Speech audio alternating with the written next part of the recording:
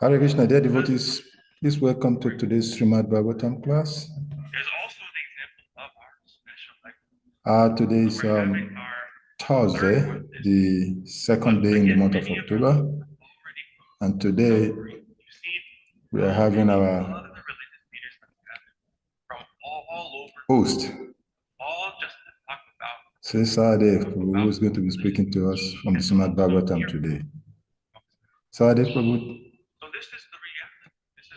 thank you for accepting to speak today to us. Hare Krishna.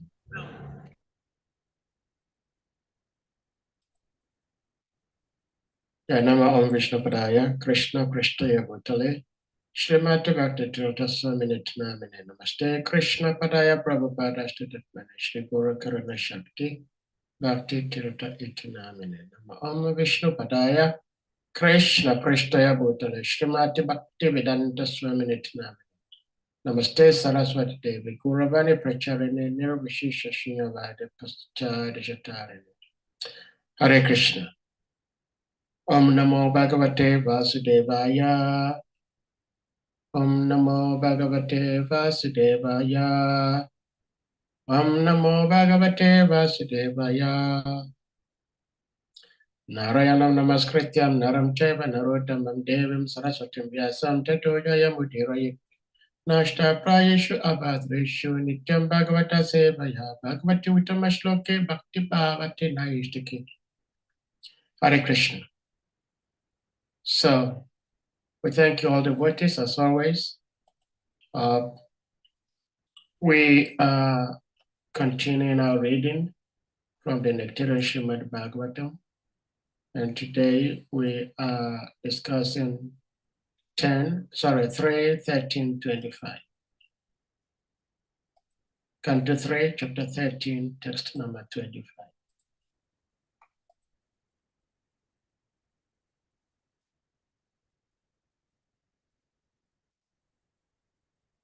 Nishamiyate gargaretam swakeda kshayishno maya maya shukarasya janastapa satya nivashe naste tribihi pavitrairmuna yogrinansma nishamiyate gargaritam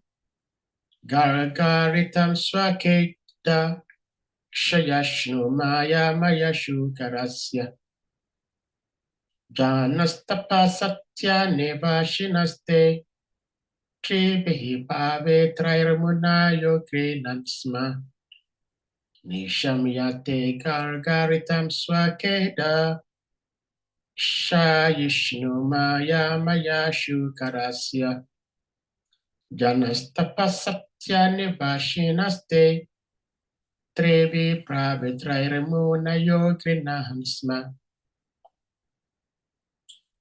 Word for word translations.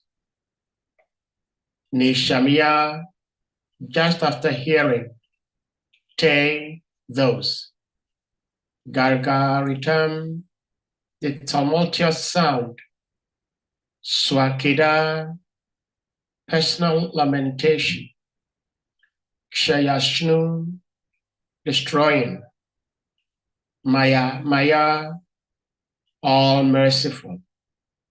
Shukarasya, of Lord Boa. Janaha, the Janaloka. The Janaloka planet. Tapaha, the Tapaloka planet. The Tapaloka planet. Satya, the Satyaloka planet. Nivashinaha, residents. Te, all of them. Tribihi, from the 3 Vedas. Pavitrahi, by the all auspicious mantras. Munayaha, great thinkers and sages. Agrinansma, chanted. Translation and purport by Jagat Guru Parab Guru A.C. Bhaktivedanta Swami Srila Prabhupada Ki Jai. Translation. When the great sages and thinkers who are residents of Janaloka, Tapaloka, and Satyaloka heard the tumultuous voice of Lord Boa, which was the all-auspicious sound of the all-merciful Lord, they chanted auspicious chants from the three Vedas. Purport. The word Maya Maya is very significant in this place.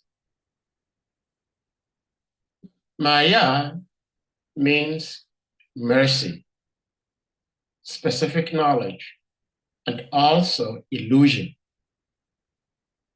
So Maya means mercy. It also means specific knowledge, and it also means illusion. Therefore, Lord Boa, Lord Varaha, is everything.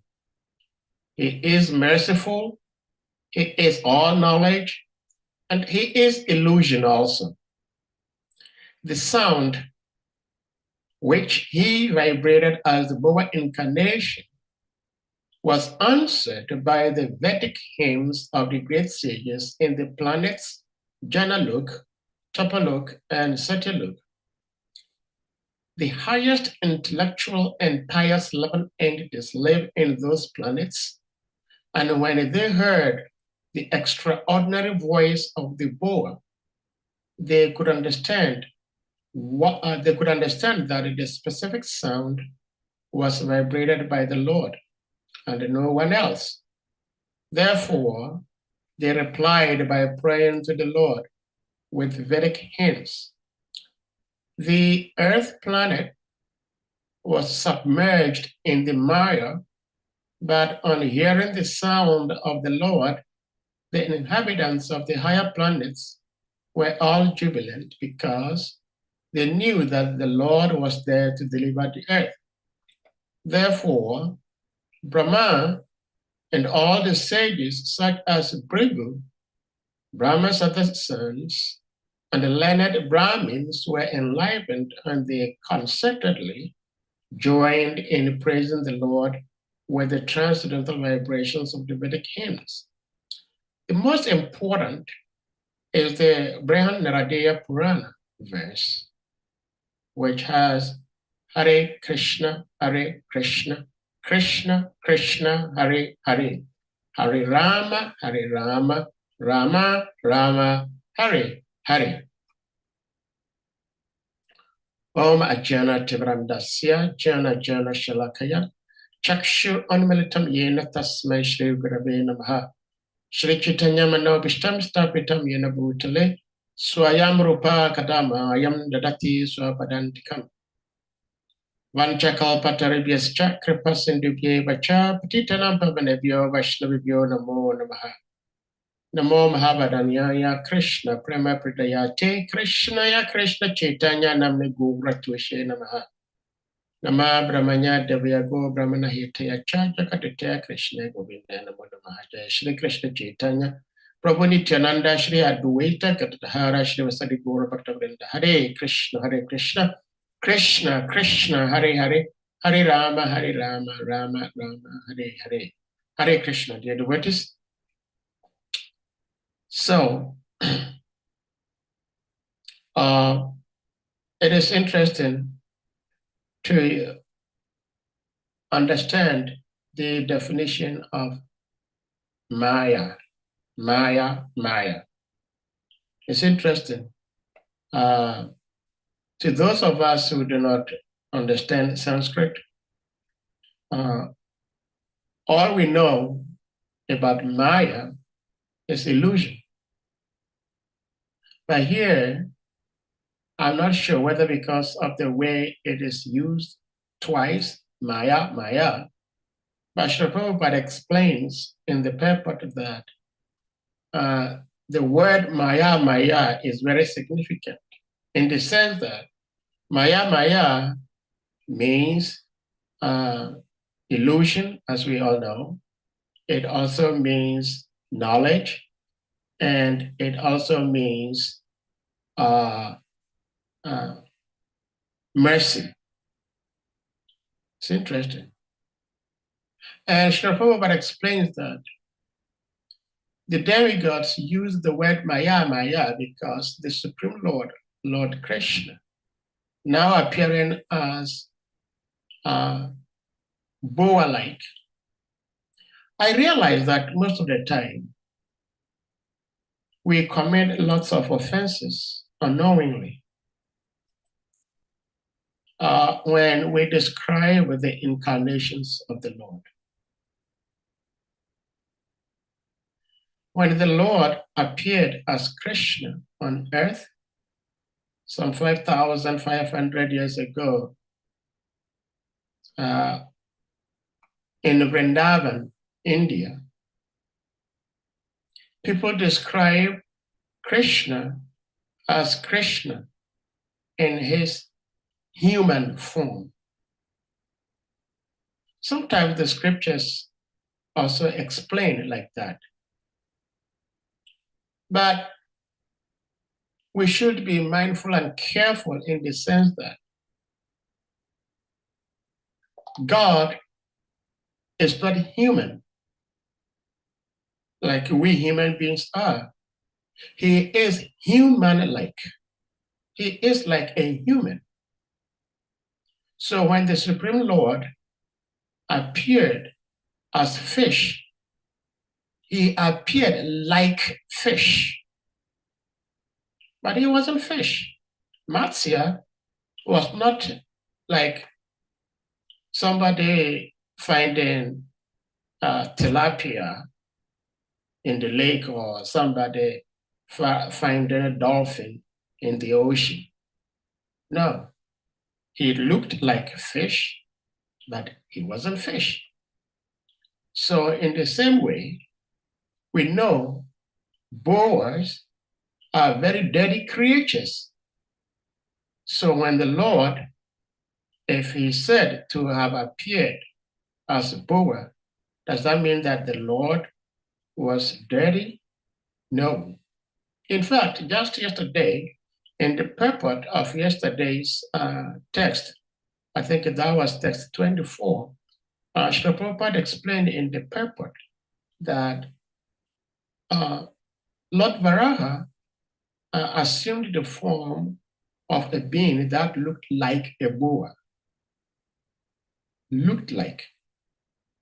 So the Supreme Lord, in the form of Varaha, in English language, we refer to that incarnation as boa incarnation. When we go back and look at the 10 avatars of the Lord, we see all different avatars. The Lord as Matsya, as fish, as boa, as half man, half lion. No, these are like the beings that we are very familiar with. So when the Supreme Lord appeared as Lord Varaha, he appeared like a boa, but he wasn't a boa. He was so pleasant to look like, to look at. So why would the Supreme Lord appear as boa?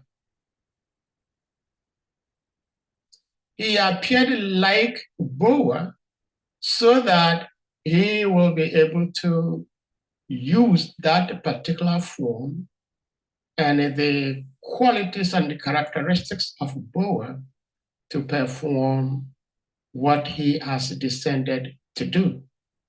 And that is to free the personality of the earth, Mother Bhumi, and also to help the 11 entities that were inhabited by the earth planet, because the demon Hiranyaksha had captured the earth planet and kept the planet in the ocean of the Garbhodakashayi Vishnu ocean, which is the ocean called the causal ocean. This is the ocean where Lord Vishnu lies, and from there a lotus flower grows, and then we have Lord Brahma, before that Lord Brahma. So this is the ocean in which Hiranyaksha kept the the Earth planet in. Now, as I was reading before this morning, I started asking myself lots of questions. And some of the questions I asked myself, I did not have answer to. So maybe someone may have answer to that. And that is, how does Hiranyaksha, how is he able to carry the entire Earth planet and submerge it into the causal ocean? Now, for the minds of the ordinary people, this seems impossible and it's kind of puzzling.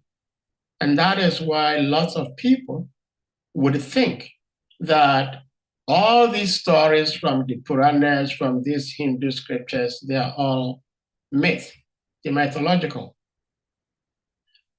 When we talk of Earth as earthly beings, we only talk about this globe we know of that we all can travel to by plane, or maybe by ship. The continents we know, North, South America, Asia, Europe, Africa, Australia, Antarctica, these are what comprise of Earth planet.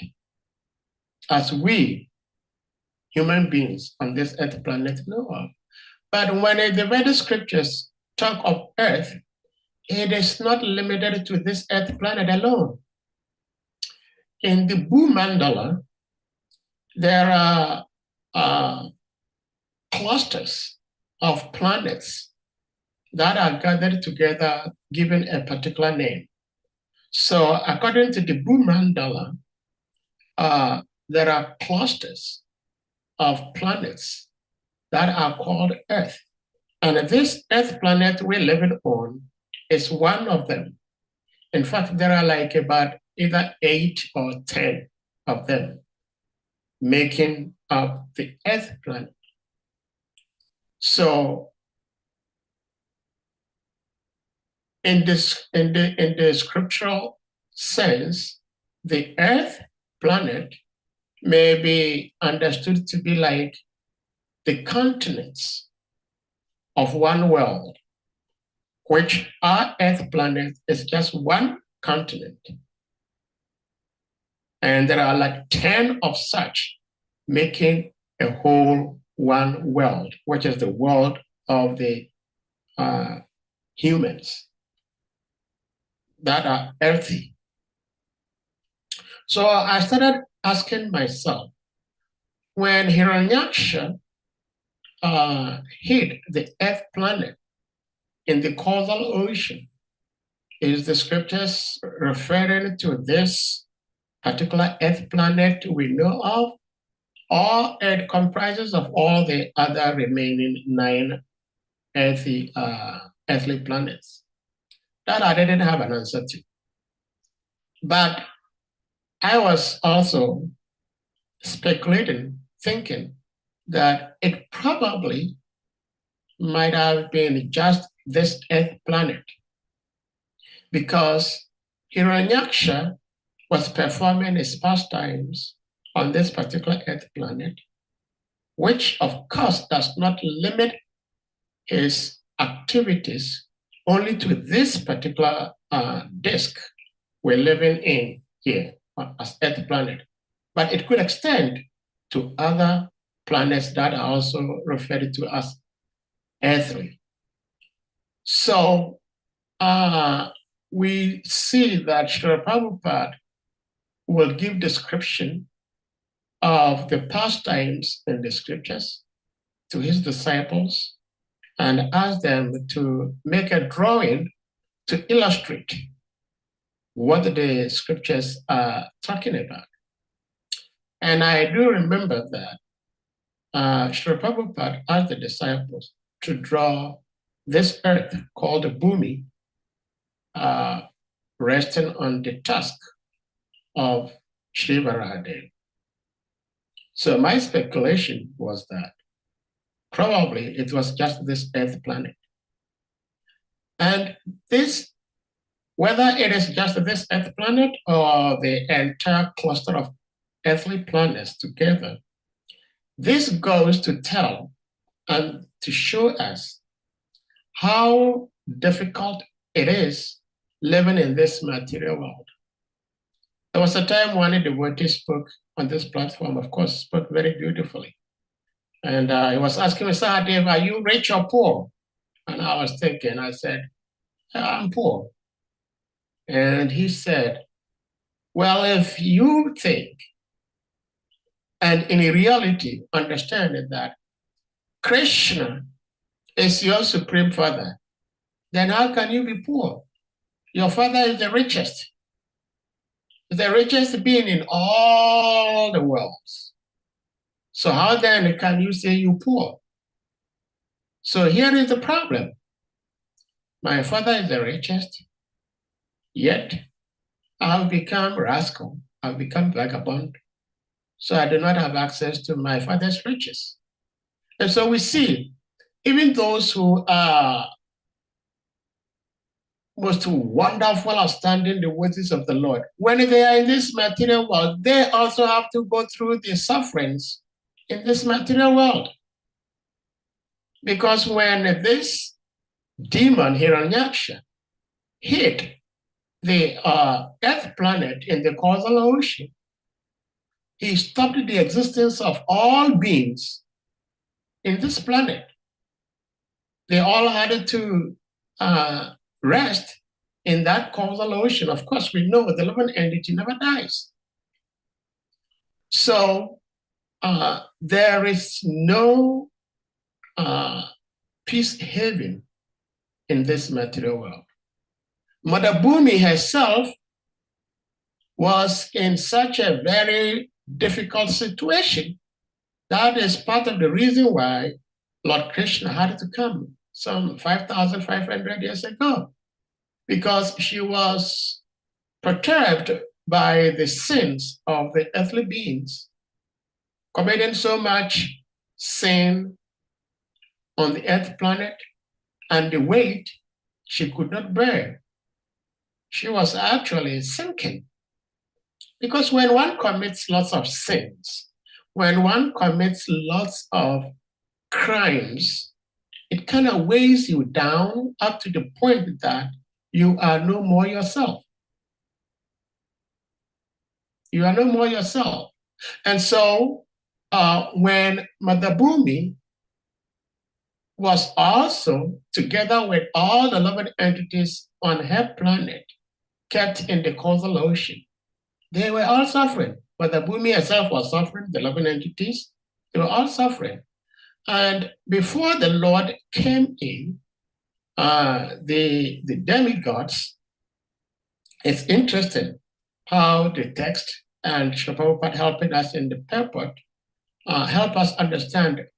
When Lord Varaha appeared, he roared, and the roaring was so tumultuous, as explained, even though it was on this earth planet, but the sound was so loud and so powerful that it pierced through this particular lining and entered into the higher planets.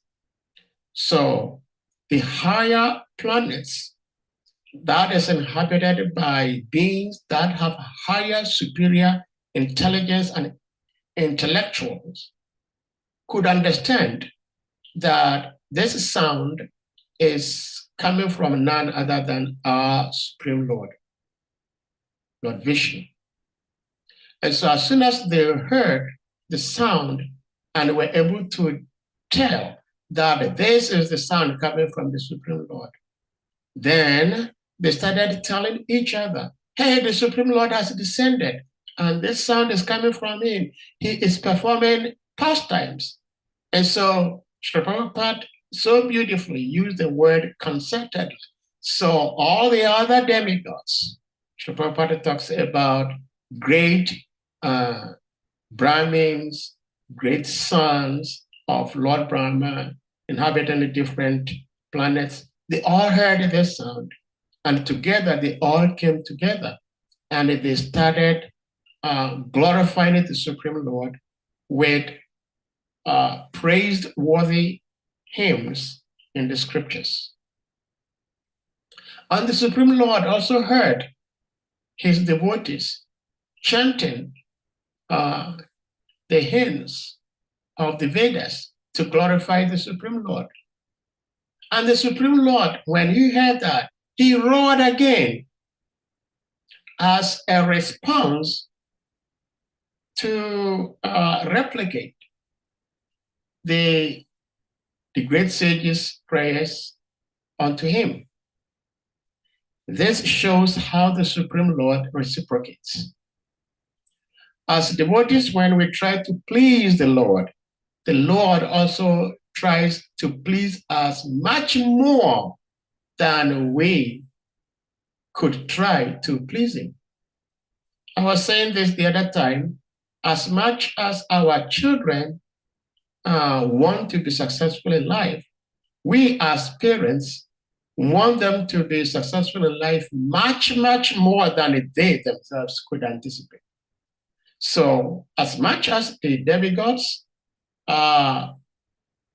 want to praise the Lord and actually praise the Lord, the Supreme Lord also wants to praise the devotees and actually praises the devotees even much greater than the devotees could.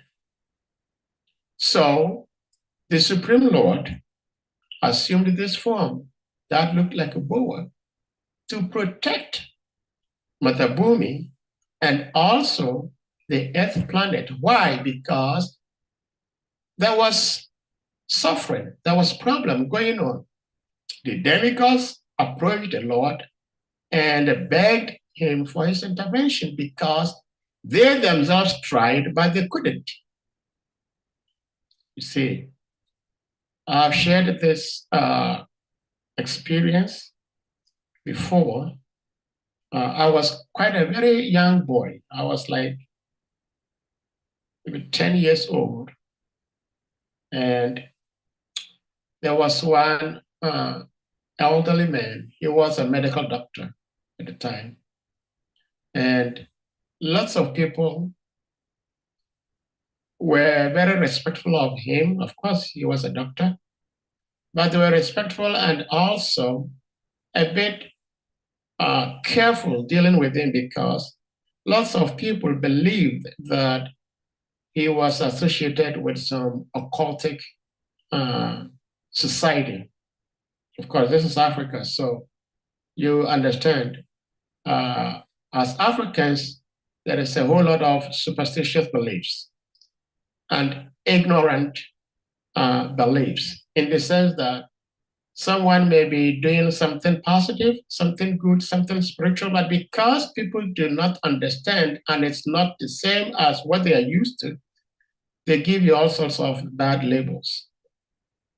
But this man was with a spiritual organization, and he was wearing a ring. So he called me and he asked me, he showed me his finger and I saw the ring.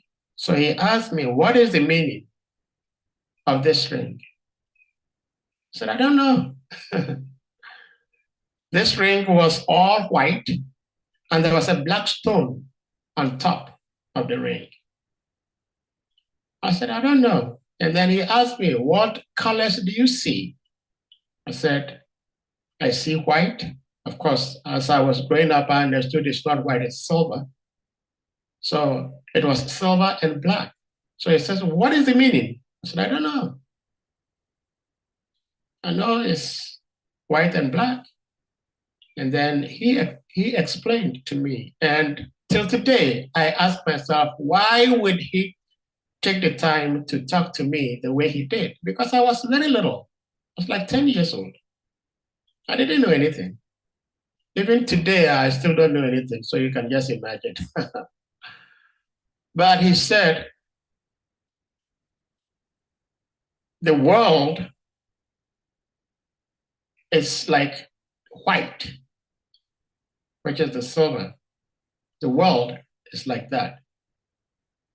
But in order for you to stand out and be meaningful in that world, you have to be dark. I said, wow. It was so impactful that after all these years, I still remember the experience. So in this world, the devotees of the Lord, because they are white, they are not very much recognized. But as soon as you try to become a demon, you try to become evil, act devilish, everybody will hear about you. Everybody will respect you. Everybody will bow down before you. Chanakya Pandit has also said similarly that in the forest, we find two types of trees, crooked standing trees and straight standing trees. And out of the two, the one that often gets cut down is the straight one. If you're crooked, you're good. So these devotees of the Lord, they were suffering because of this Hiranyaksha. Hiranyaksha's activities were not different from Hiranyakashipu.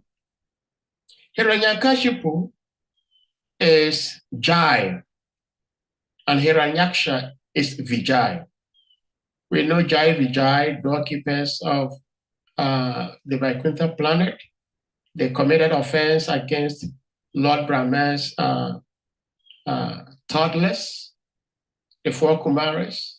They refused to grow, and that was their punishment. And for whatever the reason, they chose to come onto Earth planet. But they had so much powers because they decided to become demons and effectively caused their going back to their usual position much quicker. But this also tells how much powerful these demons are. If a demon can capture this entire, let's even assume that it was just this Earth planet we know of, someone capturing this whole entire Earth planet and submerging it into the causal ocean, it's almost unthinkable. It's almost unthinkable. And because it is almost unthinkable, lots of people who are not Vaishnavas will not accept it. And it's very interesting. One of the 6 opulences of the Supreme Lord is that he is renounced. He is the embodiment of renunciation. So the Supreme Lord is not very much disturbed or worried at all if someone decides not to recognize him as the Supreme Lord. He's very renounced. He doesn't care. But the demigods, they know that whenever you are in difficulty, whenever you have problems, you cry out to the Lord and the Lord will intervene. Lord Krishna repeats the same thing in the Christian Bible also. It says, call me in times of need. Anytime you have any difficulty, call on me. So we live on this earth planet. Problems will come. Problems will come, whether we like it or not. We're not going to pray, please, Lord, do not let sickness come upon me. But whether we pray for, we pray against, we're going to be sick. Everybody falls sick at some point. Everybody. And because it is the nature of this material world, even when Lord Krishna himself, who is beyond anything and everything, when he came into this world, he also acted that he had a headache, which is a very common problem everybody has, headache, the Supreme Lord. And so he gives opportunity to the atheists to believe that how can you say Lord Krishna is the Supreme Lord? If he's the Supreme Lord, why does he have headache? Now, the Supreme Lord has headache. And he's asking for a solution to his headache. He needs treatment. And the treatment is to have the dust of the lotus feet of the Brahmins upon his head. And the Brahmins, understanding the position of Krishna, says, how can we do that? The dust of the lotus feet of an individual upon the head of another person means that the dust from that particular individual makes that individual much more superior to the one who is receiving the dust. And the Brahmins understood, no, this is wrong. We need the dust of the lotus feet of the Supreme Lord on our heads. But the gopis, they heard, they says, no, if that is what is going to relieve him of his headache, we're going to do that. So they did that. But all I'm trying to say is that whenever a soul enters into a particular world, no matter who you are, the nature of that material world engulfs you as a soul. And so you live accordingly like that. As I'm sitting here in this gross body, I'm unable to fly. But there are other planets within this same universe where the living beings, they can fly at will. They don't have to have wings. Some beings are human-like, but they also have wings, like we know from the Christian Bible. And I've also been saying this, it's very interesting how Christians, Muslims, many religions would read that there are angels, there are archangels, and these are humans, but they also have wings. And nobody complains, nobody's afraid of them. But when they see another human-like being with 4 arms, they are scared, and they don't believe it. And they term such a being as demon. But when they see somebody, a human, 2 hands, 2 legs, and again, 2 wings, some have 6 wings, they do not complain. So this is how society can indoctrinate living beings up to a point that even when they find water, they would think that it is fire. So the Lord came in and he gave relief to the demigods and to Mother Bhumi and to all the living entities that were inhabited on the earth planet. So yes, we will go through problems, we'll go through tribulations, but at the end of it all, let us be rest assured that the Supreme Lord will always come to our aid. The Supreme Lord will always come to our aid. As much as we are part and parcel of the Lord, and our nature is that of joy, happiness, no pain. As soon as we leave the environment of the Supreme Lord, the spiritual kingdom, and we enter into the material kingdom, there is always going to be pain. I'm not sure whether it was Salika or someone saying quite recently, if you are a prisoner and you have a golden handcuff, you have bronze handcuff, you have silver handcuff, you have aluminum handcuff. And because you have golden handcuff, you're bragging over someone with aluminum handcuff. Does that make sense? Doesn't make sense. And that is why the demigods, they are very, very highly intelligent people, very, very highly intellectual people who can put one to one together to understand why things operate. See, there is a difference between an intelligent person and someone who is intellectual.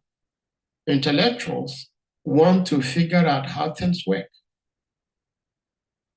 And those who are intelligent, they also know how to use things. So these two things are very, very highly necessary.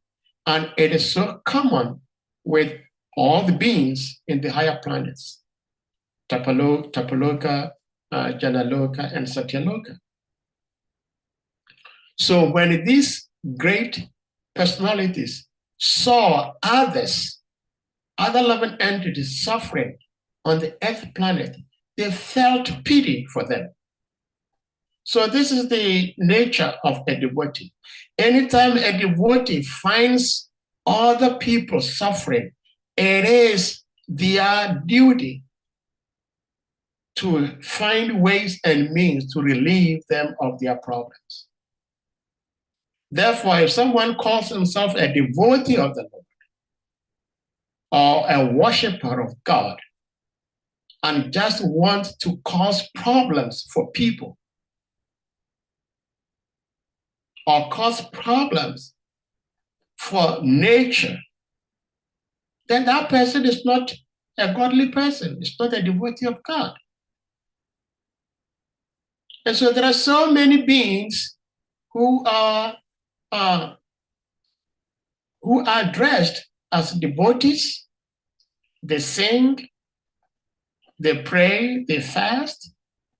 They do everything like a godly person would do.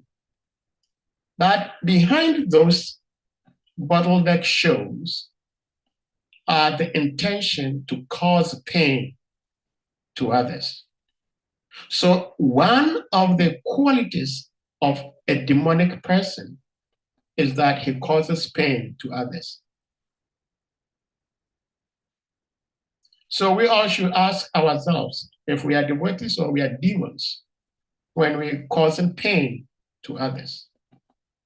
More specifically, causing pain to the devotees of the Lord. And the demons are very expert at this. Anytime devotees are trying to serve the Lord, the demons will come and interrupt.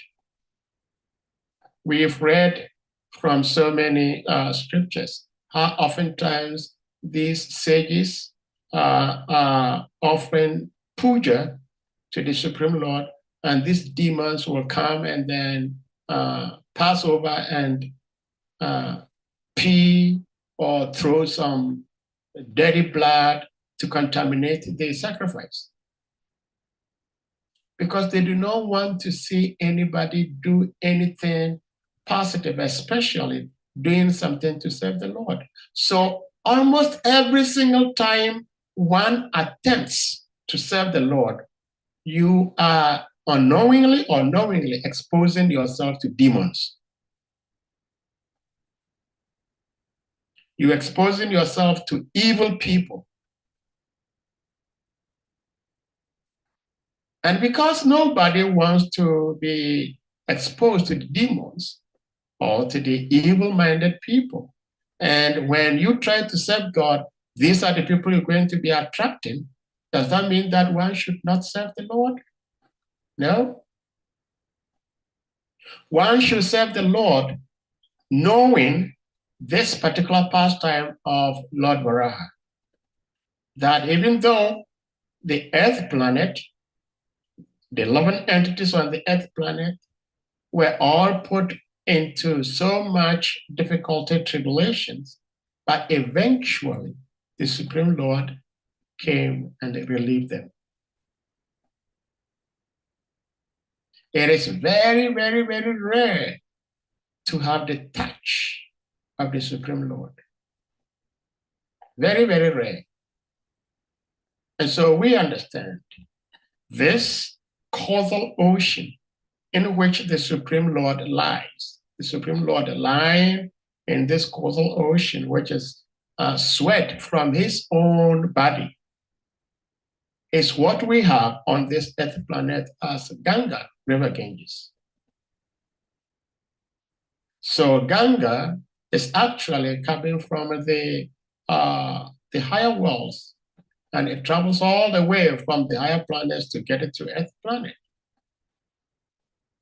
So once you become a devotee, you will go through lots of pains and troubles. But if we are truly devotees, we have to count on the Supreme Lord. We have to believe in the Supreme Lord, that the Supreme Lord never allows his devotees to be tormented eternally. In the first place, whether we accept this or not, we understand that this material world runs on one main principle. And that main principle is that everything changes in this material world. And so one moment you are suffering, it's never going to last forever, because nothing in this material world lasts forever. So you may be suffering today, maybe tomorrow you continue to suffer, a day after tomorrow you continue to suffer, but there will come a point in time that that suffering will go away. That is just the nature of this world. Change is the rule of Mother Nature. Everything changes. And that is why we have common saying, no situation is permanent. So you may be a king today, tomorrow you become a garbage man.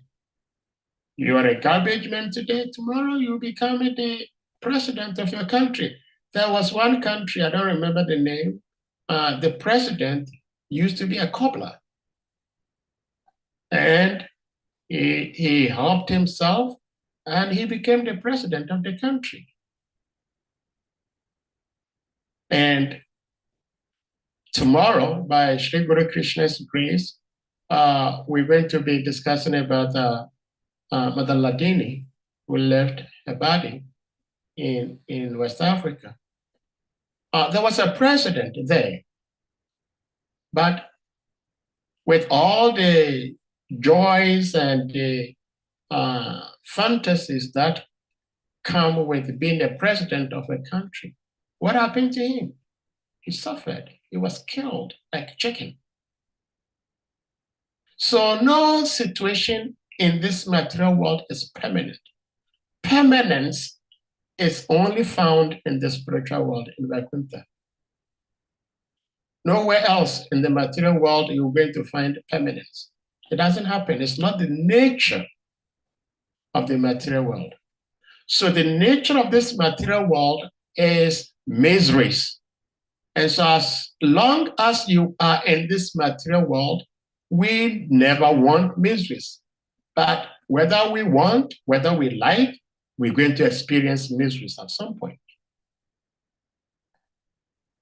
So Lord Varaha is telling us and teaching us that whenever and wherever there is a problem, we have to address it and help bring relief to those who are suffering. No.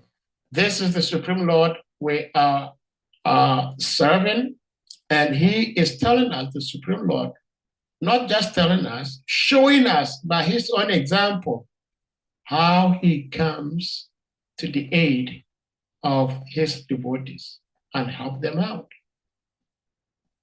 So if we call ourselves devotees and we find another devotee in particular, not just any ordinary being, but another devotee being harassed, and we keep quiet, that means we are demons.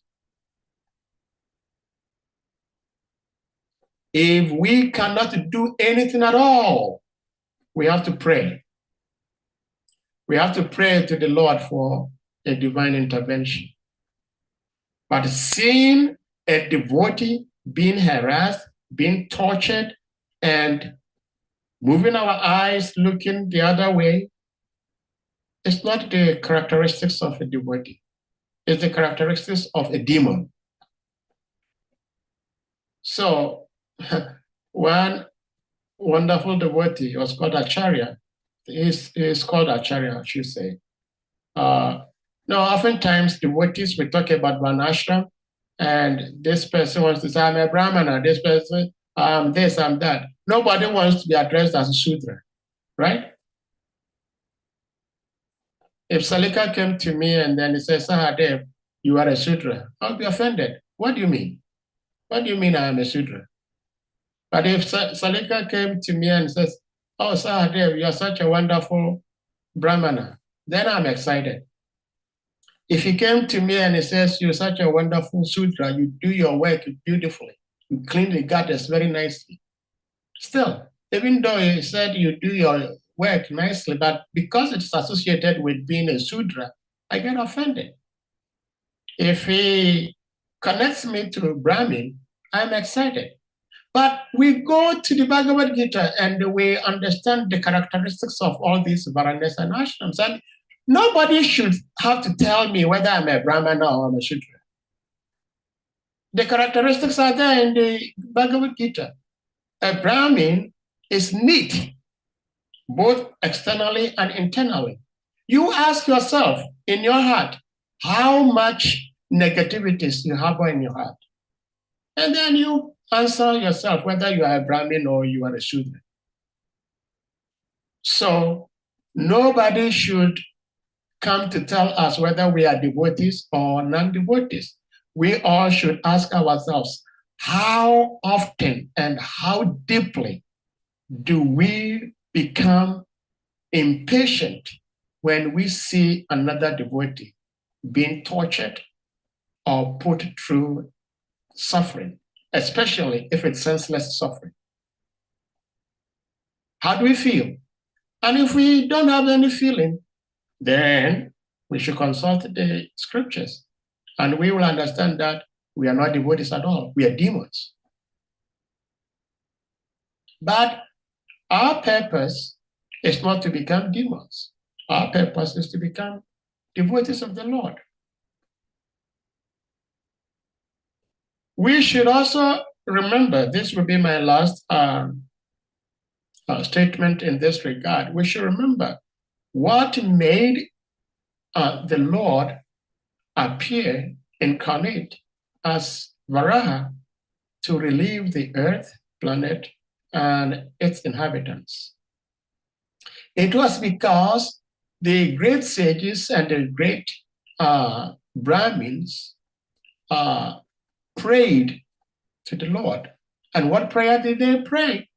Srila Prabhupada gave us a hint. And the hint is that it is this Hare Krishna Mahamantra, which Srila Prabhupada explains that this Mahamantra is very well explained in the Brihan Naradiya Purana, which goes like Hare Krishna, Krishna Krishna, Hare Hare, Hare Rama, Rama Rama, Hare Hare. When the great sages, the demigods, the Kumaras, sons of Brahma, chanted this mantra, the Hare Krishna Mahamantra, that is what attracted the Supreme Lord to manifest as Varaha and to give relief to Mother Bhumi and the inhabitants of the earth planet. Even though these great sages, they themselves were not going through the sufferings of what the earthly beings were going through, but they felt it. So we do not have to face the problems ourselves. But when we see another person, especially another devotee, going through suffering, we should feel it and try to bring in some relief. If we cannot do anything, let's chant Hare Krishna Maha Mantra. And then at the back of chanting the Maha Mantra, there is a purpose. Why we chanting? We chanting the mantra to help get the appeasement of the Lord to come to the aid of the suffering individual. And when the suffering individual becomes relieved, we become happy. How often do we become happy when we see another devotee do well? That is a question we should all ask ourselves and answer. Hare Krishna. So I'll end here. If anyone has something to add, to share or to ask, please, you may do that. And then we'll bring this to a close. But we keep reminding the devotees, we can't believe the day is already here, tomorrow. By Sri Guru Krishna's grace, tomorrow by this time, we'll all be swimming in the nectarian pool of the glorious pastimes of Latini Devi. Hare Krishna.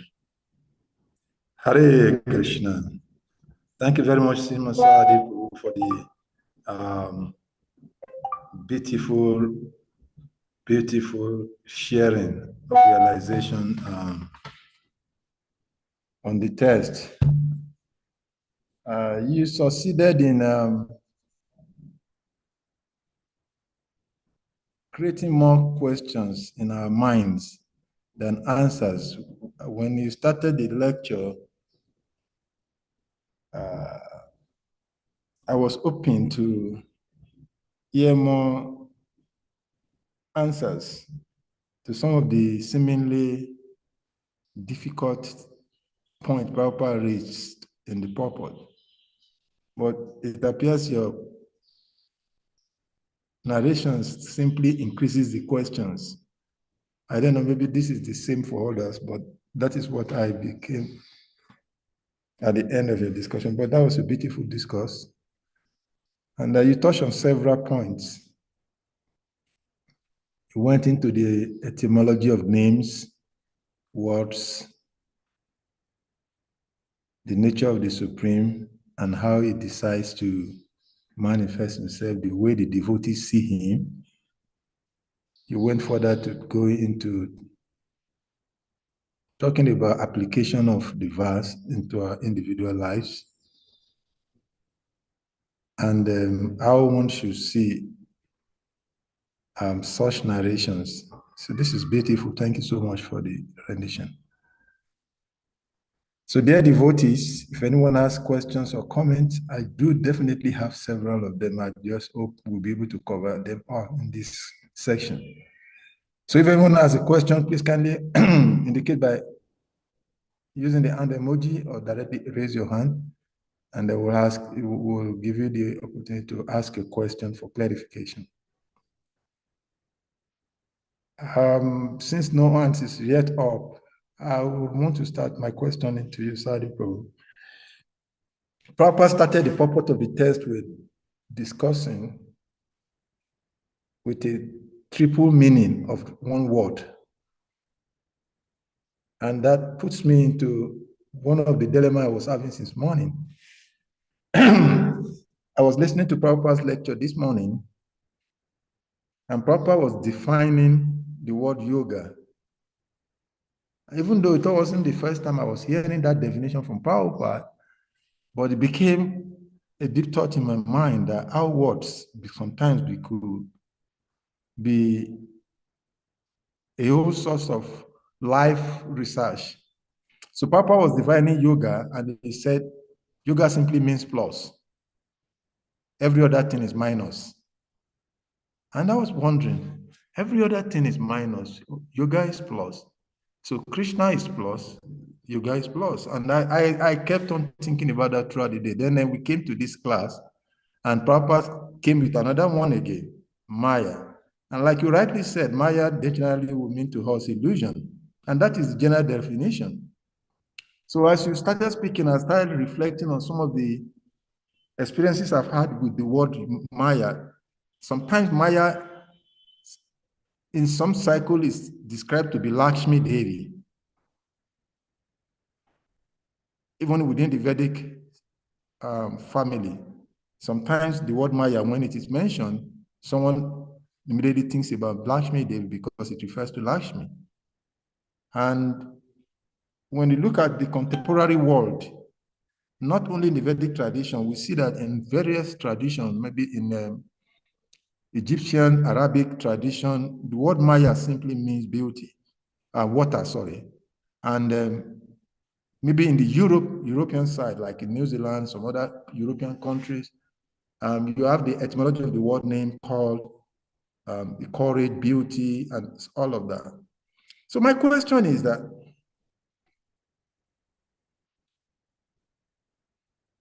when we look at words, and it is very common in Vedic tradition that words sometimes, I mean, we talk about Atma, for an example, we talk several words, they have several meanings.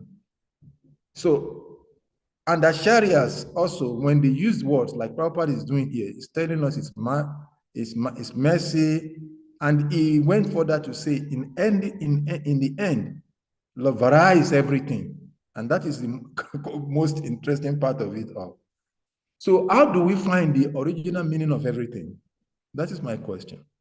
Because when you look at our perception of, maybe talk about a Christian now, when you say a Boa, a devotee remembers Krishna in his incarnation as Varaha. But that word, Boa, pig, may trigger so many things. So how do we find the ultimate meaning of everything? That is my question. Hare Krishna. Hare Krishna.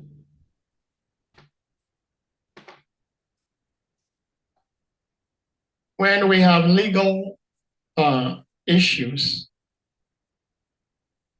we don't go to an auto mechanic for a solution to our legal issues. We go to a legal practitioner. And when we have disease, we do not go to a legal practitioner. We go to a medical doctor. So when we want to know the root cause of whatever it may be, then we have to go to the person who is the causeless cause of all beings. And so in order for us to understand the root cause of things, then we have to go to the Supreme Lord. And I remember, of course, you know, I'm almost always asking questions. I asked Mother Sri Radha Govinda Devi, she was speaking, and she always speaks so beautifully. So I was asking a question about a Sanskrit word, because she understands Sanskrit. So I expected to get a direct translation from her, an explanation from her. And she helped bring something very important into perspective. Just like when we put the Sanskrit text on the screen, and Sri Prabhupada helps us with a word-for-word translation. And then we go into the translation. You realize that the translation reflects like maybe just half of the words in the text that have been transliterated. Because like Sri Prabhupada, because he is in touch with the causeless cause of all things, when Sri Prabhupada reads these texts, he understands the import and the purport behind them.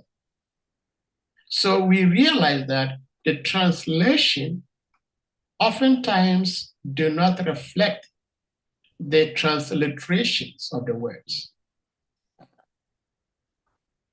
because that is not what it means.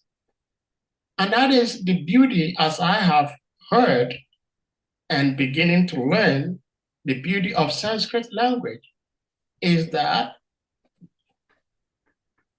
words have meanings, but the meanings are based on the context and what's going on at the time.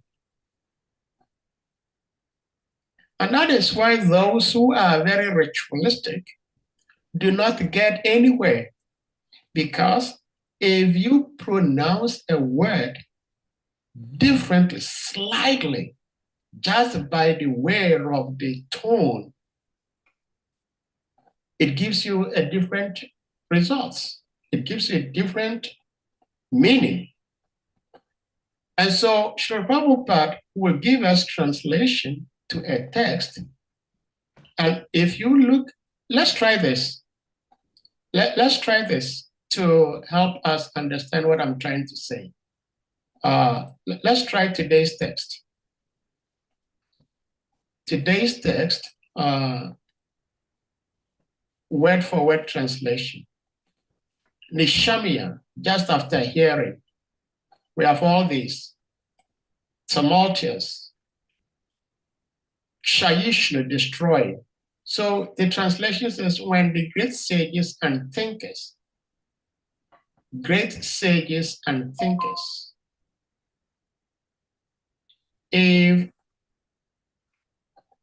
if we look at the translation, we see great thinkers and sages, munayaha. So we get that.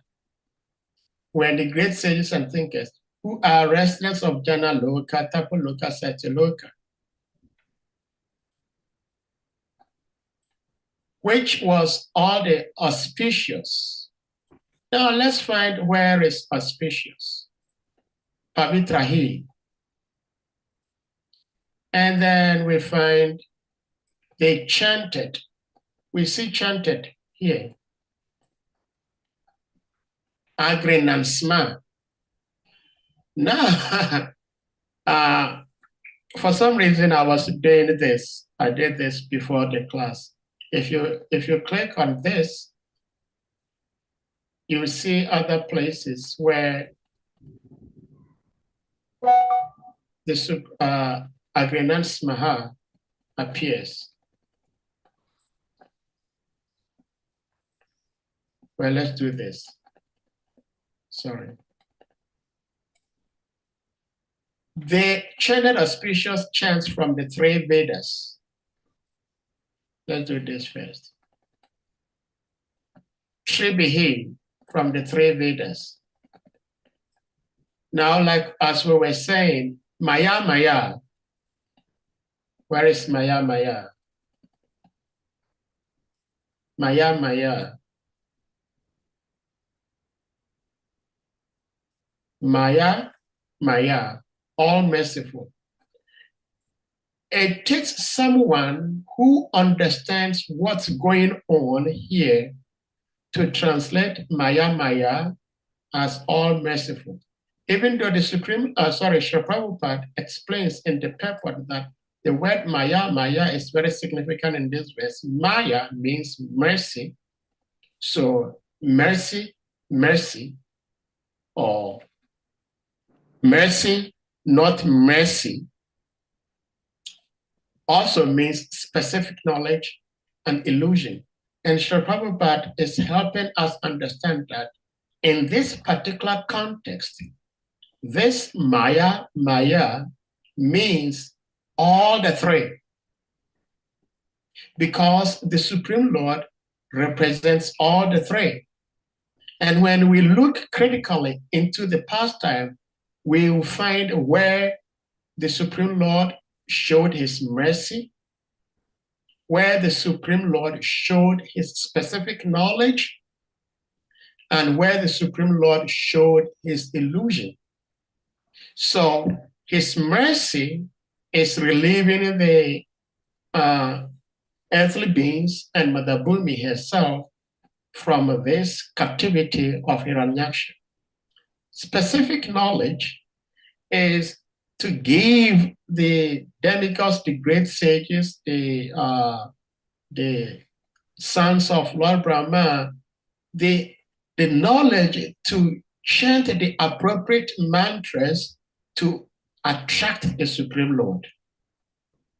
And then the illusion is to deceive the demons. Because when the demons saw the Lord appearing like a boa, they were not disturbed, they were not afraid. At the same time, the Supreme Lord, when the demigods, when the great sages, when they heard the tumultuous sound, they could immediately understand that this is the Supreme Lord. Just like sometimes we are here and someone does not turn their camera on. But once they start speaking, we know who the person is. We don't need to see the person's face, but just by the word, by the sound, by the voice of the individual, we can tell that, yes, this is Prabhu this is Mother this. Why? Because we know the individual. So when the demigods heard the sound, the tumultuous sound, when everybody was scared because the sound was so tumultuous, everybody was afraid. But the demigods were excited. They knew that this is the Supreme Lord. So in order for us to understand the actual meaning of something, whether it is word or action, we have to go to the cause of all causes, the Supreme Lord. And if we do, then we'll have the clearer and the accurate understanding. It's just like Srila Prabhupada wrote the title of the Bhagavad Gita as it is. Again, it said that the first class devotee knows the mind and the heart of the Guru. The Guru doesn't have to speak. The disciple knows what the spiritual master is thinking, and then he'll go ahead and do it. So the pure devotees of the Lord, they know the thoughts of the Lord. In the Chaitanya Charitamrita, there was also a time where Lord Chaitanya was speaking to, who was Lord Chaitanya speaking to? Lord Chaitanya was speaking to Advaita Acharya, and one devotee of the Lord had given purport to Lord Chaitanya's statement. And Lord Chaitanya was questioning him. How did he understand the purport? It is me, I said it. How does he know? And actually, Lord Chaitanya gave this devotee a slap. The name doesn't come, but we discussed it a couple of weeks ago. I have a very porous mind. But Lord Chaitanya again embraced this devotee. And so Advaita Acharya was telling the Lord Chaitanya, for this person to understand your mind means that you blessed him. Oh, what is the name of, I think, Adichakra Prabhu, Govinda Prabhu, what is Shastra Prabhu's son? Shastra Prabhu's son with Ila, what's his name? That is the devotee I'm trying to talk about. Salaka Prabhu, this devotee who Lord Chaitanya taught so much lessons, they had a lot of discussion. Sanatana Goswami or No. He was a gopi in his previous incarnation. Okay. He was the one in charge of doing decorations to the young ladies and he was never agitated. That is Well, the name will come. But Ramananda Rai. Ramananda, thank you, Ramananda Rai. Ramananda Rai. Yes, Ramananda Rai gives purport to Lord Chaitanya's statement. And Lord Chaitanya gave him a slap.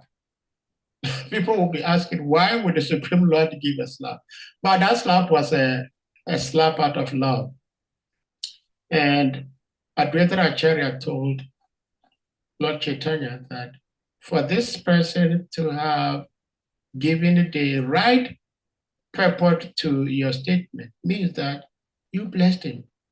And Lord Chaitanya said, I love this soul so much.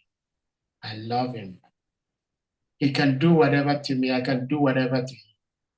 So if we do not understand the mind of the poet and we try to explain what the poem means, we get it wrong. We have to go to the source. We have to go to the person who wrote the poem for him to explain to us why he used this word at this time, at this point. So in order to have a clearer understanding of the true meaning of things and situations, we have to go to the original source. And in this case, it's Krishna.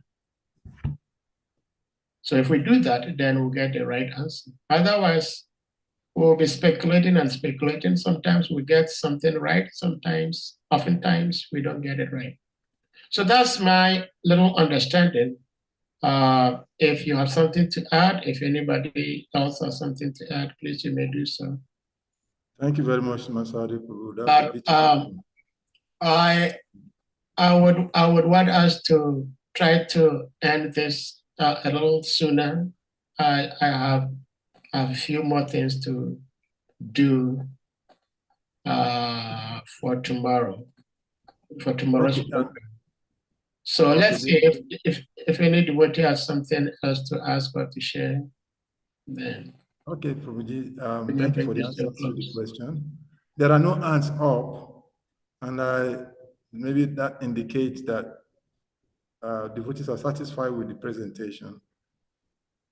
And since you have some other pressing matters to attend to, I will let it go for today and then maybe have another opportunity, because you beautifully answered the question by the analogy given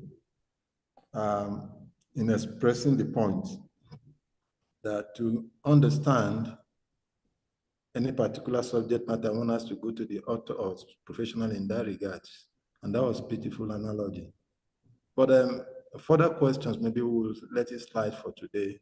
No, I mean, we can go on for about 5 more minutes. Yeah. There are no hands up, so I guess maybe the devotees are satisfied. What I will have wanted to ask is if it further lead to question, maybe you can briefly answer that without touching other points in the purport. On this particular question, a further question to it will be that now, when we say that the right way to understand the original meaning or purpose behind any word or action or situation is to go to the author, original author, the Supreme Personality of Godhead. So the question then will be that, what if somebody's understanding of Godhead or Supreme God? Because when you look at the world today, there are those who believe that Sai Baba is God. Okay. In my country, people believe Olumba was God until he died, and he died miserably. So there are so many conceptions of God by individuals and groups of people. So then, if the ultimate means of way to understand is to go to the to the Supreme Person, and if somebody's understanding of the Supreme is not absolutely understanding Krishna is the Supreme Personality of Godhead. So how do we resolve that? Because if someone asks me that, okay, the ultimate means of understanding is to go back to Krishna. Yes, I can, to be the Supreme Person, immediately my mind will go to Krishna. And then by extension, I want to read Krishna's Katha or Bhagavad Gita, Bhagavatam. When somebody thinks, oh, it's the Bible, or somebody thinks it's the Ifa oracle, that is the Supreme. So how do we resolve this? Because then at the end of the day, the answers that we'll get from all of these sources will not be ultimately the same thing. Yeah.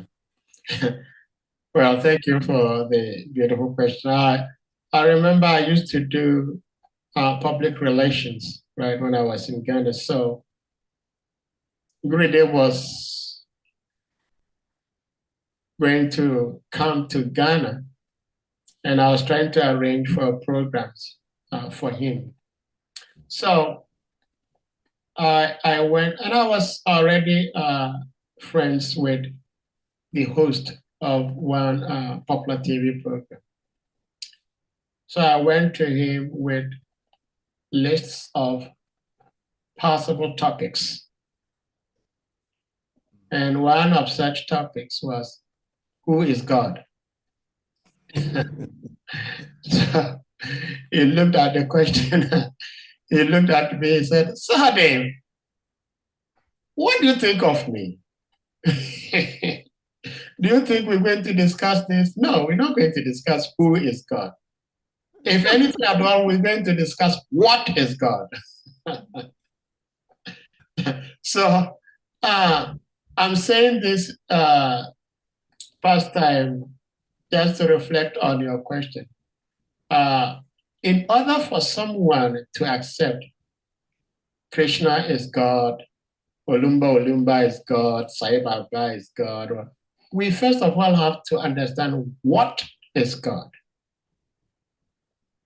If we understand what God is, then we can look at the characteristics that makes that God in any particular place or individual. And when we find them, then we say, oh yeah, so this is God. We all know how precious diamond is. But in order for us to buy the real diamond, we have to know the characteristics of diamond. Otherwise, someone could just give us broken glasses. I used to preach at the police headquarters in Ghana, Accra. And one time there was one white guy that had visited Ghana and wanted to buy gold illegally, and he was duped. This Ghanaian guy found some metal and painted the metal with yellow color, looks like gold. And then the guy realized that he's been duped.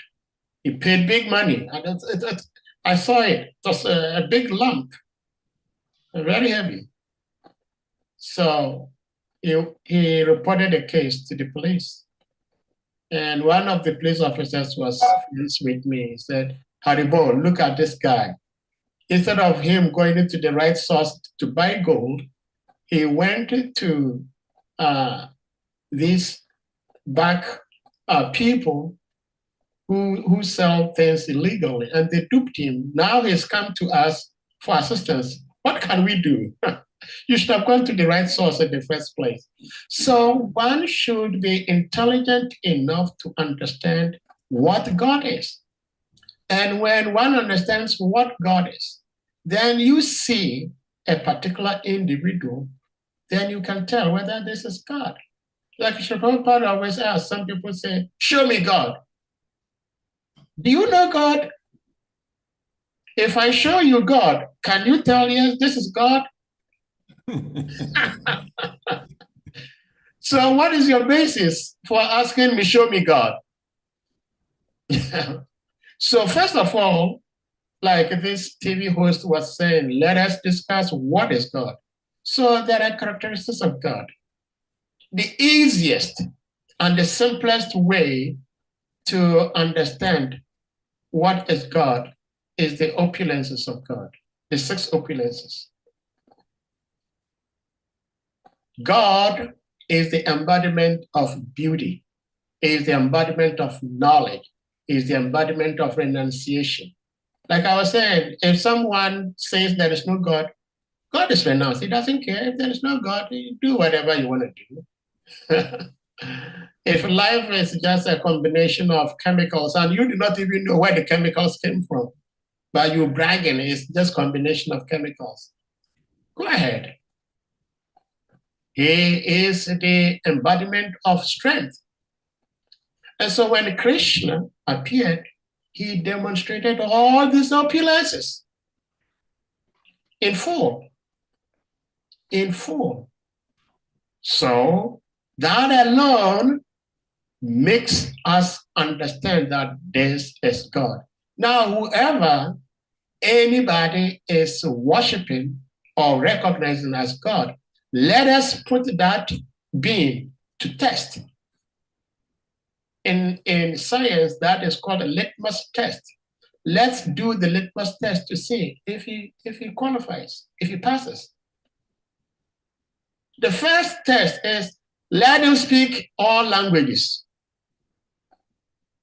This person living in India somewhere says it's God. Bring him, let him speak Yoruba. and speak proverbially in Yoruba with no accent.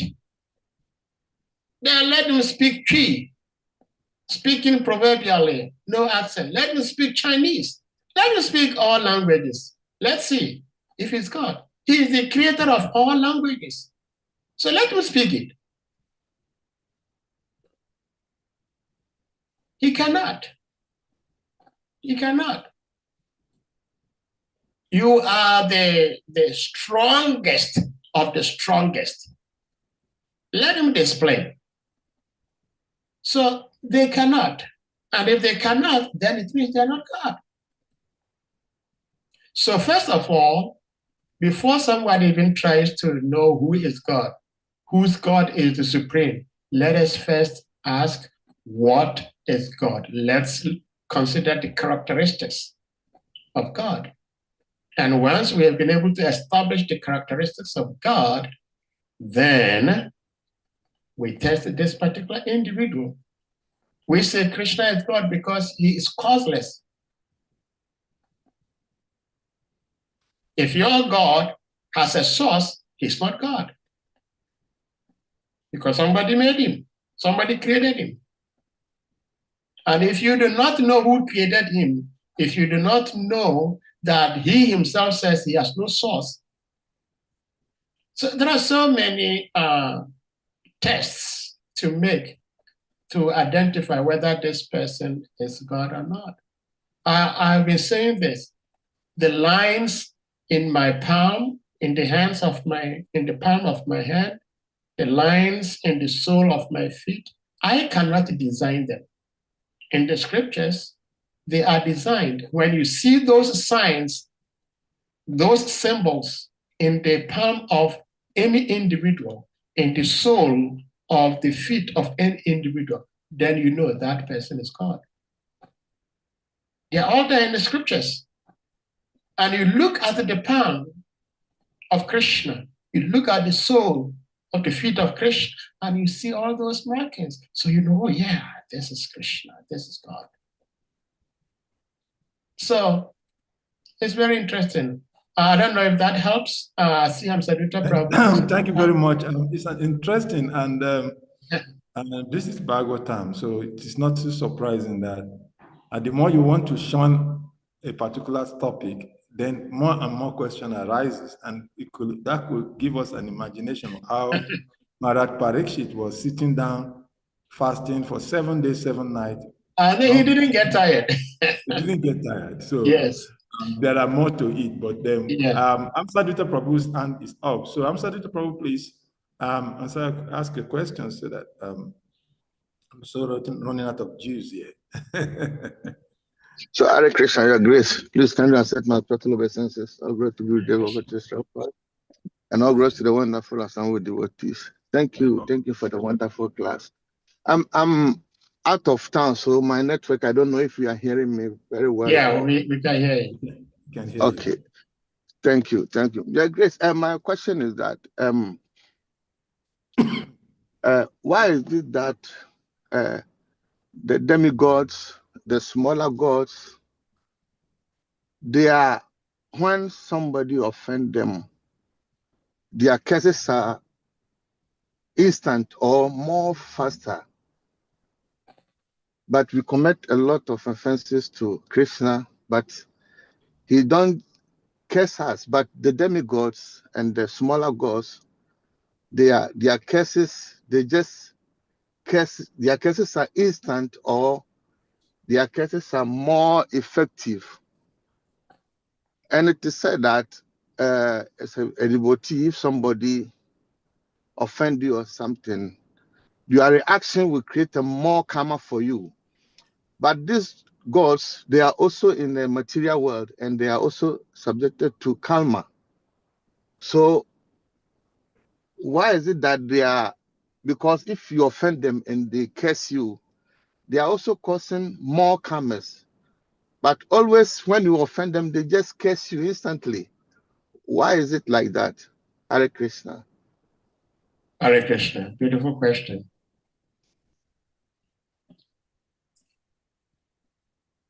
I was given the example that if you have legal case, you don't go to an auto mechanic, right?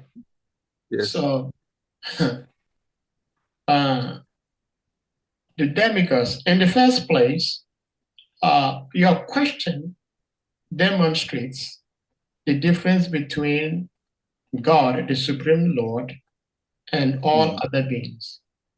The Supreme Lord is so renounced that we may do whatever, we may insult him, we may blaspheme him. So many crazy people, atheists, kill God. That there is no God. If there is God, look at what's happening in the world, all these pains, all these troubles. And if there is God, then that God is not love. Otherwise, why will all these things go on? All these bad things happening? Because we're only looking at what we see. We don't look at what happened yesterday because we don't have the ability to look into that. So in the first place, the demigods are designed to enact their lives that way and to instill punishment.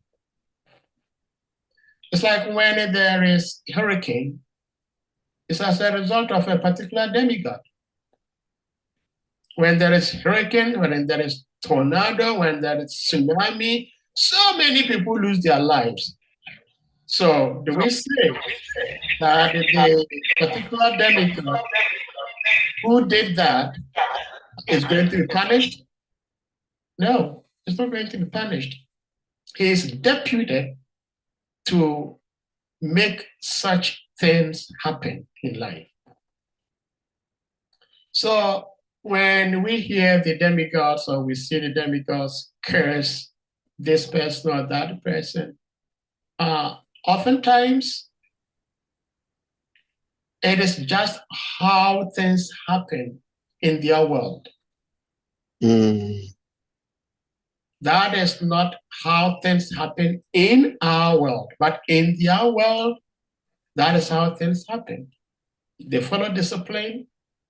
Their false ego is as high as Mount Sumeru. So anytime you offend somebody, he is quick to give you some punishment. But the beautiful thing is that even though immediately it will appear as punishment, but ultimately it is a blessing. It is a blessing. That is why, personally, I do not want to be cursed. I do not want to hurt anybody.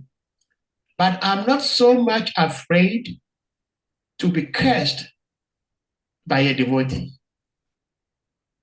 That does not mean that I would like to do or say things for someone to curse me. No, it's just like it is said that I think His Holiness Kabachana Maharaj was speaking one day here, and he was saying how blissful it is to have the spiritual master chastise you, right? But you cannot say it is blissful to be chastised by the spiritual master, so I'm going to say or act in such a way that the spiritual master will chastise me. No, we don't behave that way. But if we're doing everything we need to do sensibly, lovingly, and we still get chastised by the spiritual master, we should accept it as very good. So when we're doing whatever and we get cursed by a devotee, initially it may be painful, but ultimately it is going to be a bliss. There is no history where a demigod or a devotee cursed another soul and the curse became an eternal condemnation. We're just talking about the Jai Vijay. We're reading about Yakshan and Hiranyakashipu. They were cursed, but eventually, they all had association with Krishna. Krishna played pastimes with them. And because Krishna played pastimes with them, they went back to their original position. But if you are someone who thinks as he is or she is a devotee and curses you, oh, then we are in big trouble. Because nothing good comes out of a demon. Nothing good comes out of a demon. Everything good comes out of a devotee. So if even the demigods or the devotee curse another individual, ultimately there is something good in that. But if a demon, an evil, curses another individual, there is no good attached to it. So it's all suffering. And that is what I'm very much afraid of. Someone who is a demon dressed as a devotee giving me a curse. That would be very disastrous. But we should not be very much worried about demigods cursing this person, cursing that person, and therefore they have some karma. There is some sort of karma, but even that karma is not so good. Karma is not always bad. For example, we say it was this person's karma to be rich. It is somebody's karma to be a good singer. So karma is neutral. It could be good, it could be bad, based on what was performed. So in short, the demigods, they give curses, they don't suffer from the curses. And if there is any suffering, it is only momentarily. In the long run, it is love, it is mercy, an opportunity to serve the Lord on a higher level, coming in that form.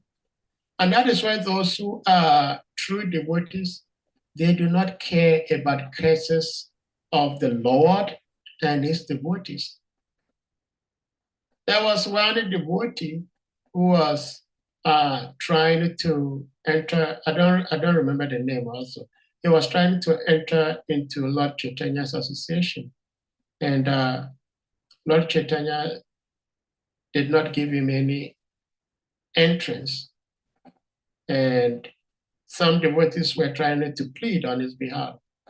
And Lord Chaitanya told the devotees to go and tell him that he will never see him again. He will never give him his association until like 100,000 bets. I mean, if this happened to you or me, we'll be crying and crying. But this devotee, when he heard the news, he was on the floor rolling out of ecstasy. That eventually I'm going to see the Lord. Sivananda. Sivananda, thank you, Prabhuji. He was rolling. He was rolling on the ground. And then the devotees went back and told Lord Chaitanya, oh, Prabhu, this is what is going on with Sivananda. When we told him, you said he's never going to see you in this number of beds, he was rolling and in ecstasy says, oh, at long last, I'm going to see my Lord. The opposite of that was there was another devotee who was also blessed to live as many years as the hair on the body of a cow. You see a cow, each hair on a cow represented 1 year for this person to live. And this person was seen by another devotee sitting in one corner, so morose and crying. So he was asked, why are you crying? He says, well, I have a very short years to live. What? How many years do you have to live? As long as the hairs on the body of a cow. Each hair represents 1 year, and he's still crying that he doesn't have many years to live. So these are the differences of different people. So yes, the demigods, they do what they do because that is what goes on in their world. Shri Krishna has told us, you better do what is your prescribed duty, even if there are faults, than to try to do others' prescribed duties in a better way. So we have to live the way we live here. The way we live here, we do not curse because we do not even have the power to reverse it. The demigods, they may curse and they have the power to reverse it. So why do we have to do it? This is the false imitation of the human nature, and that causes suffering.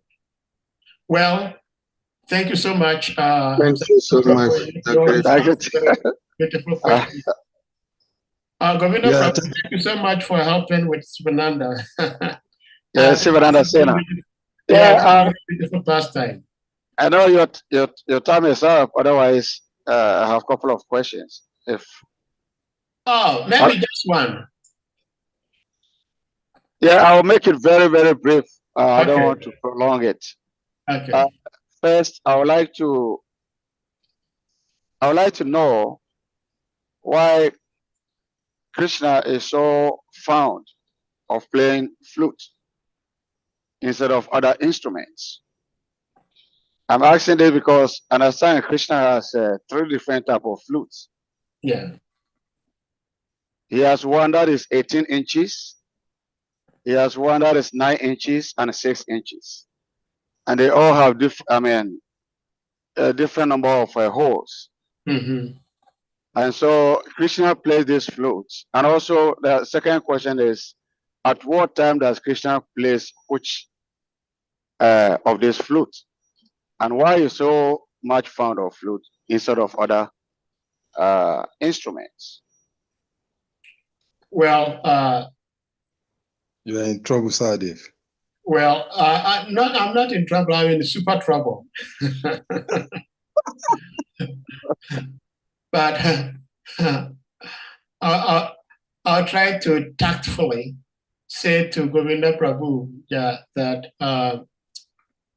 you're right that this question is very, very deep, very, very detailed. But I'll try to answer it in a very short way for 2 reasons. One is because I do not know much.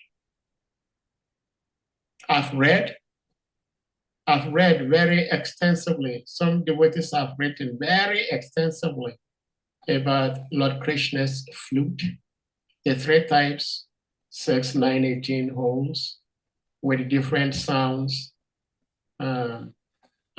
If I'm not mistaken, the most adorable of all the 3 to Krishna himself is the Venu. Lord Brahma also describes the Venu in his songs in the Brahman Samhita. But there is a pastime where Srimati Radharani and the rest of the gopis were a bit envious of the bamboo because Lord Krishna's flutes are all made of bamboo stick. So they are all wondering what austerities did the bamboo perform to have constant association with the Lord. The bamboo is always in the hands of Krishna, and he is on the lotus lip, which is like a bimba fruit all the time. What austerities at all did the bamboo stick perform? So there is a pastime, how that came about. But the flute is understood to be the root cause of all musical instruments. The first musical instrument in the spiritual world, in the material world, is the flute. So someone may ask, why is Krishna's body like monsoon rain cloud color? And the answer to that is what Krishna chooses to look like.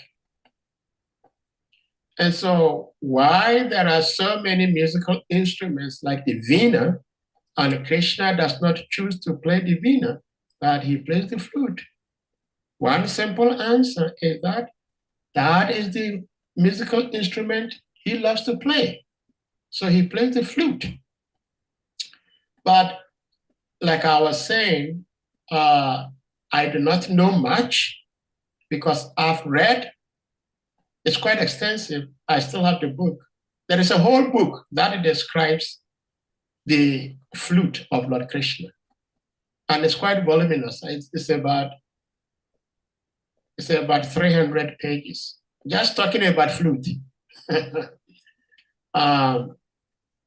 But it's been a long time I read. I don't remember much of what I read. But the simplest answer to that is that Krishna prefers to play on the flute, and that is the instrument he plays. And as to when and why he plays the flute, I said that is his preference. But when, that also I understand, when he wants to give special attention to himself and to his devotees. Because when the devotees hear the transcendental flute sound coming from the Lord, they melt. And when Krishna wants to melt the hearts of his devotees, he plays the flute.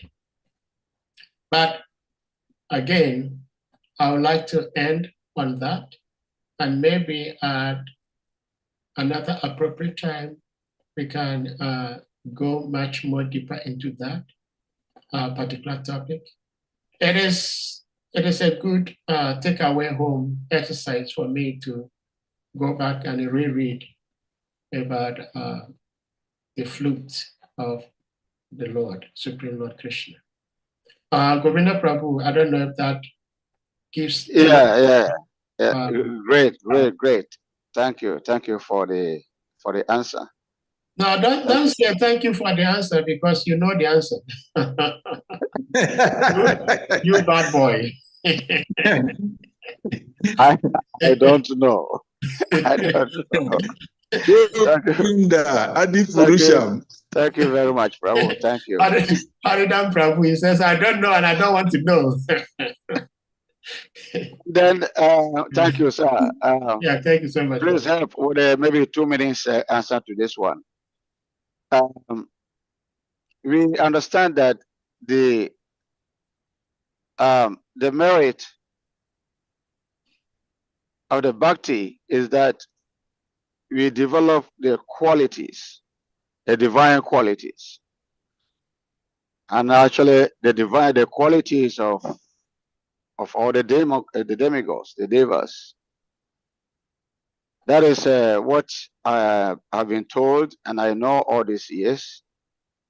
But now I just got to know from Bhagavatam 5:18-12 that we develop these qualities for the demigods, and these demigods actually live within such a person who has developed the bhakti, and the result of that bhakti is that now the demigods live in such a person with their qualities. So if you can help. Just like let me crown it this way. Just like I said, the demigods live in the body of a cow. They reside in the body of a cow.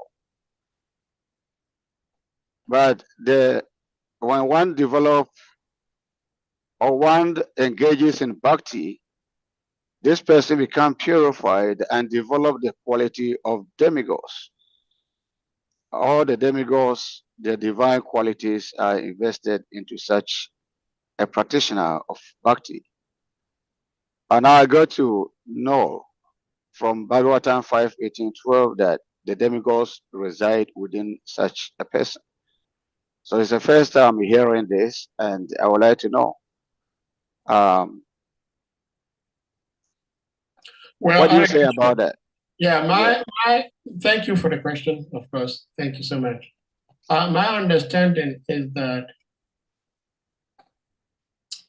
when the scriptures say that the demigods, 333 million demigods, live in the body of a pure devotee,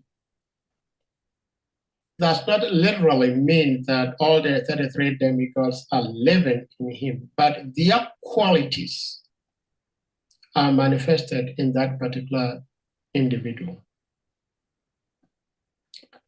When one studies biology and you study muscles, you come to understand that there are so many muscles in the human body. If we put the muscles in the human body, it will be like more than, I'm not sure, but it's like about 3,000 or maybe 30,000 miles, like coils, all running within the human body. So in order for me to blink my eye, there is a particular muscle responsible for that. This is in modern science. In the Vedic science, the same understanding is there. But each muscle represents a particular demigod. There is a particular demigod responsible for my ability to roll my tongue to speak. There is a particular demigod responsible for me to be able to roll and quail my tongue, to roll my thumb, to raise my hand, to twitch my eyes. There are personalities responsible for all these seemingly minor, minute things that go on in my life. And so when the scriptures say that the pure devotees are the embodiment of all the demigods, it means that that single individual has all the qualities of all the demigods combined. But it does not mean that they themselves are directly or personally living in that body. But their qualities are manifested in him.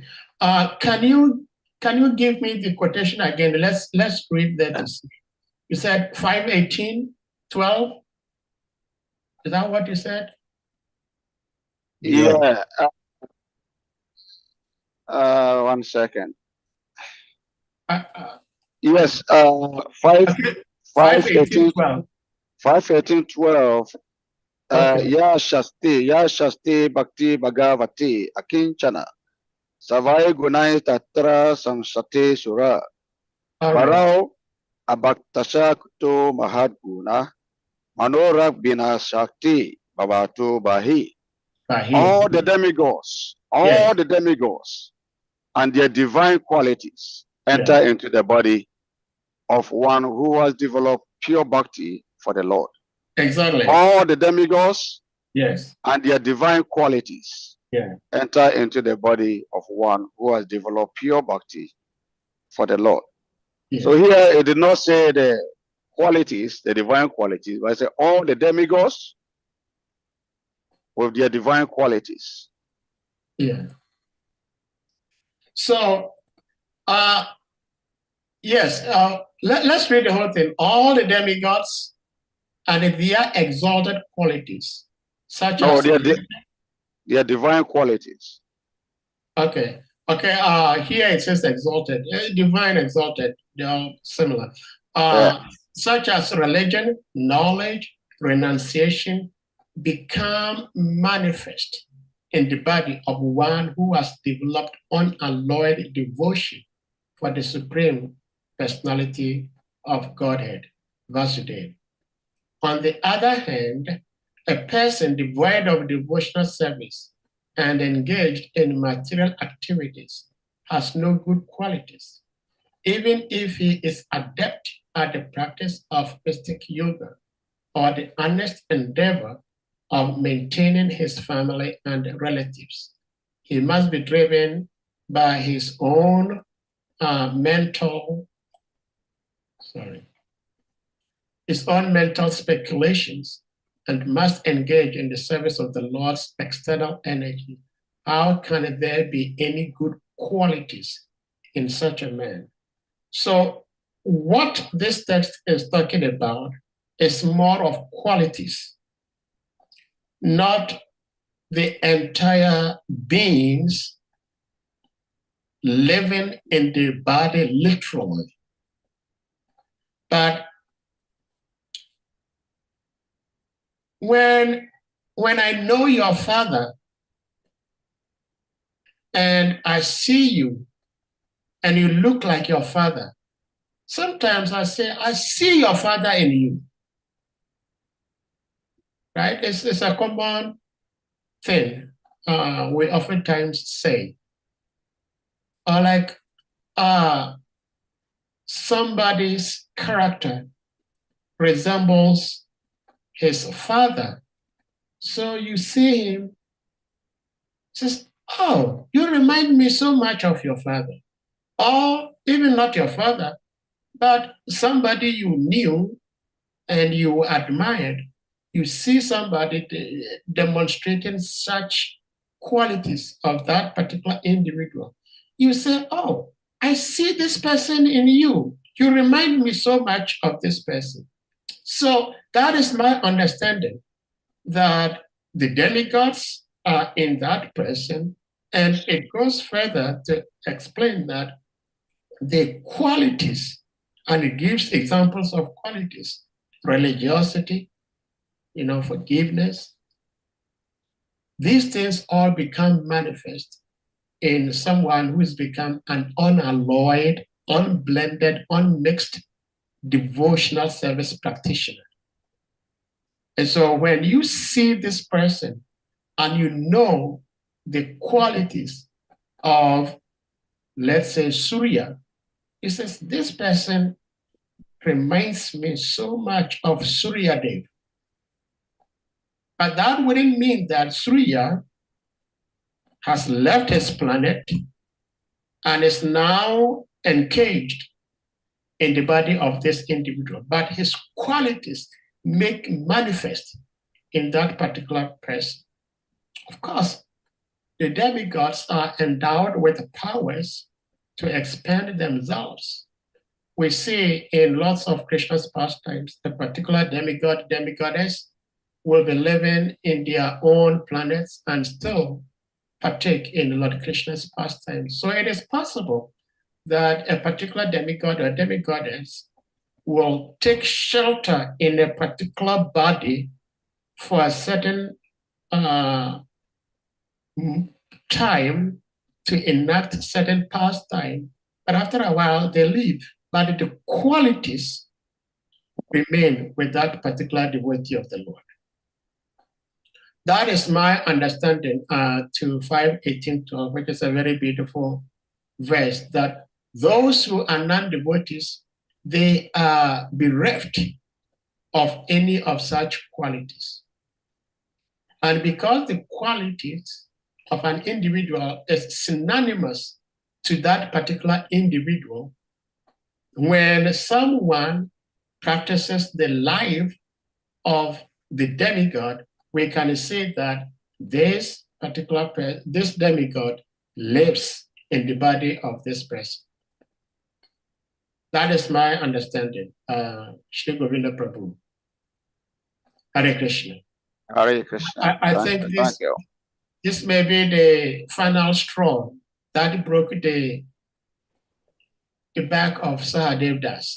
Hare Krishna. Thank you very much, Sahadeva Prabhu. Thank you, Govinda Prabhu, for dragging us further into the nectar of Bhagavatam. And thank you for the very beautiful reference. I know that Bhagavatam, you never want to stop unless you are not hearing. The moment one, even just by littlest attentiveness to Bhagavatam, it never wants to leave it because it is the nature of the soul activities. And that's why Prabhupada said this is Krishna consciousness. And the nature of Krishna consciousness is because we're part and parcel of Krishna 5-7. So when Krishna is discussed, naturally, we don't want to be separated because it's an original constitutional nature. So thank you all of the devotees for giving your time, attention to this class. Thank you so much, Sahadeva Prabhu, for the beautiful class.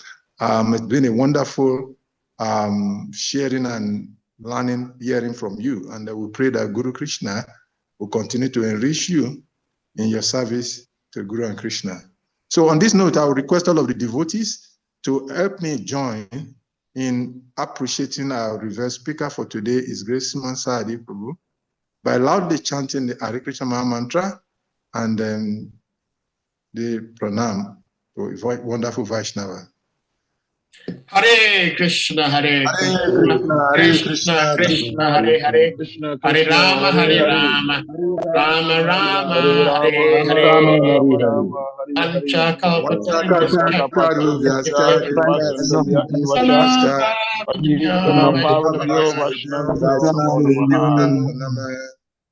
Ananta Koti Vaishnava Vrinde ki jai. Jai. Sahadeva Prabhu ki jai. Glory to assemble devotees. Hare Krishna. Hare Krishna. Hare Krishna. Hare Krishna.